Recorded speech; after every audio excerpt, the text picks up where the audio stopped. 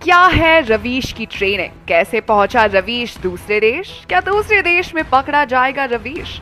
Hello दोस्तों, मैं हूं स्प्रिया, मैं हूं आज के लिए आपकी होस्ट और दोस्त। और आज खबर लेकर आई हूं फिल्म ब्लैक टाइगर के बारे में। बी टाउन के भाईजान पहली बार किसी बायोपिक फिल्म में काम करने जा रहे हैं और ये फिल्म कोई और नहीं बल्कि ब्लैक टाइगर है। इस फिल्म में सलमान के अलावा कृति सैनन, शाहिद अहद हुसैन और शौर्य शिफूजी भी नजर आ सकते हैं। जैसे कि हमने आपको पिछली वीडियो में बताया था कि कहानी में पहली बार ब्लैक टाइगर के नाम का जिक्र होता है, जहां स्टोरी अपने फ्लैशबैक में जाती है। रवीश यानी सलमान खान एक कॉलेज गोइंग स्टूडेंट है। एक दिन रवीश को अगवा करा लिया जाता है। देश में बढ़ रहे बॉम्ब ब्लास्ट को खत्म करने और खुफिया जानकारी के लिए इंटेलिजेंस डिपार्टमेंट रवीश को दुश्मन देश भेजने का सोचता है। रवीश और उसके पापा घर आते हैं। दोनों खाने की टेबल पर भी काफी खोए खोए से रहते हैं। रवीश की माँ यानी अनुराधा पटेल उनसे पूछती है, क्या हुआ, आप दोनों कुछ परेशान से लग रहे हैं? रवीश और उसके पापा झूठ बोलते ही हंसते हैं और हंसने का नाटक करने लगते हैं। सोने का वक्त होता है। रवीश अपने कमरे की खिड़की से बाहर देख रहा है।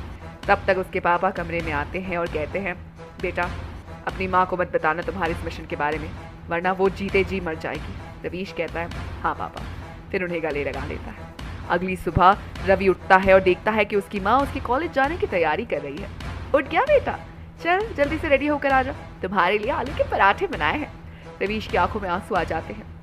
वो रेडी होकर खाने की टेबल पर बैठता है और पराठे खाने लगता है। रवीश को जल्दी जल्दी खाते देख उसकी माँ कहती है, अरे बेटा आराम से खा, तू तो ऐसे खा रहा है जैसे आज के बाद तुझे ये पराठे कभी नहीं मिलेंगे। हाँ, अपनी माँ के मुंह से ये सुनकर रवीश अपने माँ को गले लगाकर रोने लगता है। उसकी माँ को ये थोड़ा अजीब लगता है और वो रवीश से पूछती है, क्या हुआ बेटा, कोई बात है क्या? तो रवीश के पापा कहते हैं, अरे तुम्हारे प्यार से रो रहा है वो। रवीश घर से निकलता है। रवीश के बाहर जाते ही उसकी माँ का दिल तेजी से धड़कने लगता है। रवीश के पापा उसे अंदर ही आशीर्वाद देते हैं कि वो जहाँ भी जा रहा है वहाँ से कामयाब होकर लौटे। अगले सीन में रवीश इंटेलिजेंस हेडक्वार्टर के अंदर है, जहाँ पर उसके सामने सीनियर ऑफिसर यानी शौर्य शिफूजी बैठता है। सीनियर ऑफिसर एक आदमी को बुलाता है जिसका नाम असलम है। असलम यानी दानिश भट्ट बचपन से ही बॉर्डर के गांव में रहा है, इसीलिए उसे दुश्मन देश की भाषा बखूबी आती है। सीनियर ऑफिसर कहता है, इससे मिलो, यह असलम है, ये तुम्हें वहां की बोली सीखने में मदद करेगा। फिर एक फोन करता है और फिर रवीश से कहता है, तुम अपने सारे डॉक्यूमेंट्स मुझे दे दो ताकि मैं उन्हें डिस्ट्रॉय कर सकूं। रवीश कहता है, डिस्ट्रॉय क्यों सर? सीनियर ऑफिसर बताता है कि रवीश को दुश्मन देश में जाने से पहले अपने सारे हिंदुस्तानी डॉक्यूमेंट्स को डिस्ट्रॉय करना होगा ताकि जितने वक्त भी वो वहां है उस पर किसी को 1% भी शक ना हो। कल से तुम्हारी 1 महीने की ट्रेनिंग शुरू होगी, सो बेस्ट ऑफ लक। ऐसा कहता हुआ सीनियर ऑफिसर वहां से चला जाता है। एक हफ्ता बीत जाता है लेकिन रवीश का कहीं कुछ भी अता पता नहीं है। उसकी माँ रवीश के लिए परेशान होने लगती है। एक दिन कॉलेज के कैंपस में आग लग जाती है। कॉलेज के सभी लोगों को सेफ्टी के लिए बाहर निकाला जाता है, लेकिन कहीं से खबर आती है कि अब भी एक स्टूडेंट कैंपस के अंदर फंसा हुआ है। और शकीर को पता चलते ही कि वो और कोई नहीं बल्कि फैजान ही है, शकीर अंदर जाकर फैजान को बाहर निकालता है। कुछ ही देर में वहां पुलिस आ जाती है और सभी स्टूडेंट से उनका कंट्री आईडी दिखाने को बोलती है। जब शकीर के पास पुलिस आती है और कहती है, आईडी कहाँ है तुम्हारी? शकीर अपने बैग में देखता है लेकिन उसे उसका आईडी कार्ड नहीं मिलता। पुलिस शकीर पर शक जाहिर करने लगती है। तब तक पीछे से फैजान आता है और शकीर का आईडी कार्ड देते हुए कहता है, ये रहा इनका आईडी कार्ड, वहाँ गिर गया था। पुलिस वेरीफाई करके चली जाती है।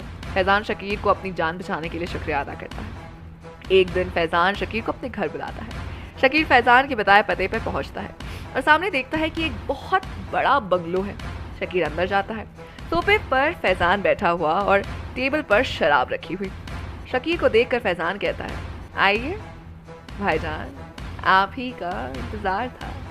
शकीर पूछता है, आप इतने बड़े घर में अकेले रहते हैं? फैजान कहता है, हाँ भाईजान, अब इस सन्नाटे का ही सहारा है। दोनों बैठकर बातें करने लगते हैं। शकीर जानबूझकर फैजान को बहुत शराब पिला देता है ताकि फैजान नशे में ऐसा कुछ राज बता सके जिससे शकीर को अपने मिशन में मदद मिल सके। फैजान अब पूरे नशे में घिर चुका है और वो शकीर से कहता है, आपको पता है भाईजान, मैं अकेले क्यों रहता हूँ? क्योंकि आज तक मेरा किसी ने साथ नहीं था। अम्मी बचपन में ही छोड़कर चली गई। अब्बू को अपनी ड्यूटी से फुर्सत नहीं थी, बस देश ही उनके लिए सब कुछ था और मैं इस बड़े से घर में अकेले।